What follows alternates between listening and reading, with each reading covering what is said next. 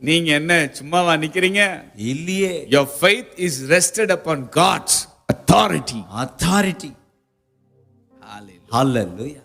ஆண்டவருடைய வார்த்தை என்கிற, என்னோட தேவன் பேசின வார்த்தை என்கிற ஆதாரத்துல நிக்கிற faith. Yes. அசையாது. அசையாது.